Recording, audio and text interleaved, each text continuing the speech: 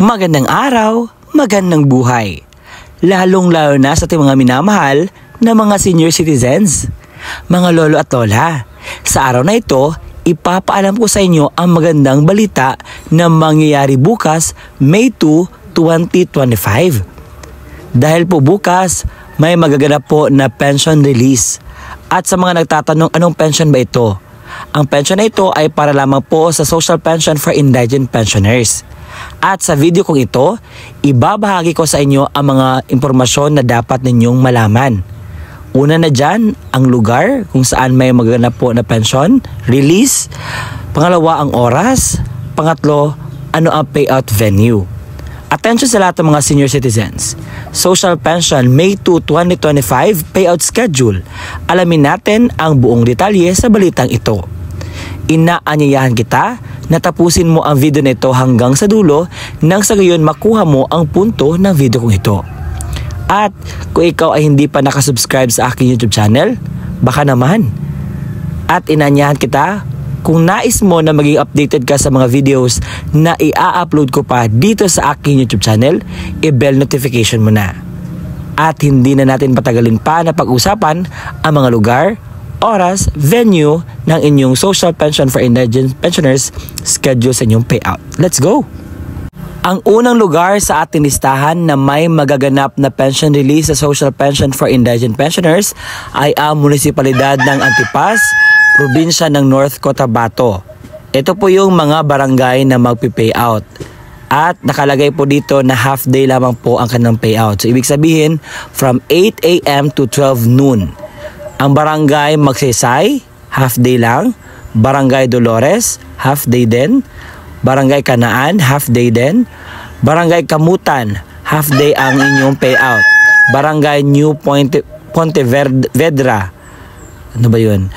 New Pontevedra, half day. Barangay Matalab, half day lang din. Barangay Malangag, Barangay Maliri, Barangay Kiaab, Barangay Luhong, Barangay Arkadungon, Barangay Ato Agod, at Barangay Poblasyon. At ito po yung sinabi ko kanina na magsisimula ang inyong payout sa alas 8 hanggang alas 12 ng tanghali po. Sa May 2 po, magaganap po ang pension release sa mga unclaimed or sa mga hindi nakuhang mga pensyon ng ating mga senior citizens. Doon po kayo pupunta sa MSWD office dahil doon po ang releasing ninyo. At ang nagpabigay po ng impormasyon ay ang opisina ng MSWDO ninyo. Sa mga senior citizen na kabilang sa mga lugar na ito, may magaganap po na pension release sa May 2, 2025 sa Candanay Norte, Candanay Sur, Kang-Isad at Tacloban. At pumunta lang po kayo sa Candanay Norte Manpower Development Center dahil doon po magaganap ang inyong payout. Meron po mga unpaid or mga hindi pa nakuhang pensyon sa Barangay Poblasyon Itugon Benguet. At ang inyong schedule po ay May 2, 2025, Friday, sa office po ng Municipal Social Welfare and Development or OMSWD. At ang oras po kung kailan magsisimula ang inyong payout, alas 8 hanggang alas 11 ng umaga. Para po sa mga senior citizen ng Barangay Banay-Banay, mayroon po kayong payout schedule sa May 2, 2025. Magsisimula po ang inyong payout alas 7 ng umaga hanggang alas 8 ng umaga. At pumunta lang po kayo sa Sala Covered Court dahil doon po ang venue ng inyong payout. Sa Aritao, Nueva Vizcaya, meron pong pension release sa May 2, 2025 at magsisimula po ito alas 8 ng umaga. At para po ito sa mga hindi pa po nakuha ng mga pensyon. Sa lahat po ng mga barangay na na-mention na mag-payout dito, pumunta po kayo dahil may chance pa kayong pumunta doon at kunin ang inyong pensyon. So yun lamang po ang allotted na time para sa mga hindi pa nakuhang mga pensyon ng ating mga senior citizens sa social pension for indigent pensioners. Meron ding social pension for indigent pensioners payout schedule ang mga barangay sa Zamboanga del Sur sa May 2, 2025. At ito po yung mga barangay. Barangay Litan, Barangay Lintum, Barangay Singklot, Barangay Dalapan, Barangay Bagong Oroqueta, Barangay Daguhoy, Barangay Poblasyon at Barangay Katipunan. At ang venue po kung saan kayo pupunta para sa inyong payout sa social pension ay sa Gipos Gymnasium.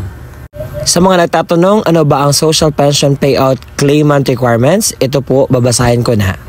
Para po sa mga senior citizens ang kukuha ng kanilang pension sa social pension for indigent pensioners, ito lamang po ang mga requirements.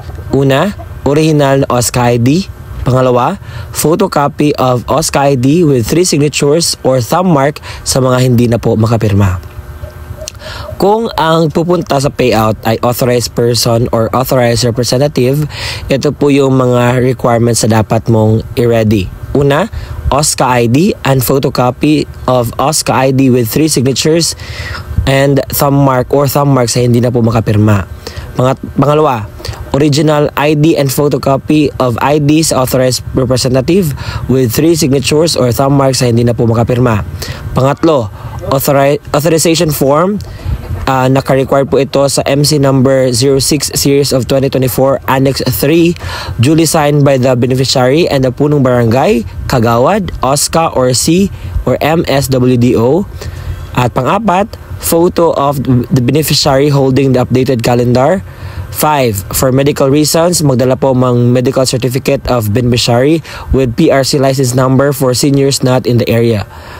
Barangay certificate certifying the beneficiary's residence and reason for absence.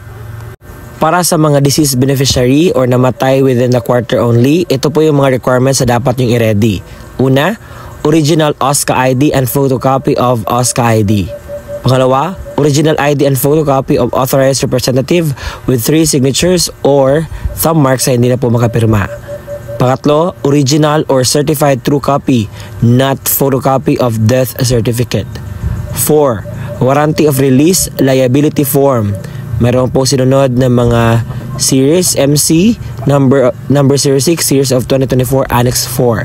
Take note, authorization form, kinakailangan nakabase ito sa MC number 06 series of 2024 Annex 3. And OSCA ID should be original. Ang screenshot po galing sa messenger email will not be accepted. Pangalawa, certificate of oneness for those names na mali po ang spelling at mali pong barangay. Thumb mark certification for the beneficiaries na hindi na po talaga makapirma with right their signature. At yun po ang mga lugar, oras, payout venue na dapat ninyong malaman patungkol sa payout bukas May 2, 2025. Nasanay sapat ang mga impormasyon na aking naibigay. At sa mga nagtatanong, Sir, bakit wala pa aming lugar? You can just check po sa inyong mga barangay kung anong update po sa inyong social pension for indigent pensioners.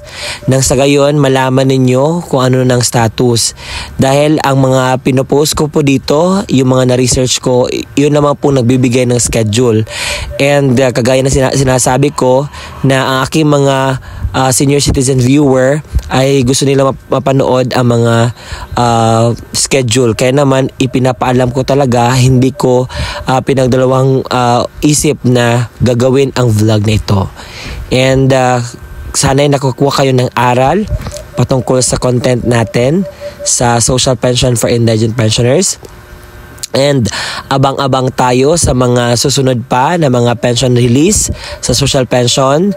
Next, wala pong schedule sa May 3 and 4 dahil Sunday, and babalik po sa May. Ipopost ko or hindi ako sure. So aking i-correct, no? So ipapakita ko lang sa inyo ang aking mga vlogs patungkol sa social pension for indigent pensioners. Dahil yun po talaga ang importante. Kung sino yung mga nangangailangan na bigyan ng mga impormasyon, ibibigay natin. Maraming salamat po sa palagiang pagsuporta ng aking YouTube channel na pawang mga katotohanan lamang po ang aking ipinapaalam dito. Kung meron po kayong mga concern, you can just PM me sa aking Facebook page at i-address ko as soon as possible. And marami kasing mga nag-PM sa akin and gusto ko pong sagutan sila personally para po mas clear ang information na aking mabibigay. So yan naman po ang ating content na sana'y nakabigay ako ng tulong kahit na konti sa inyo. This is me, Ruel Mendoza Tanyo, at hanggang sa muli nating pagkikita. Bye-bye!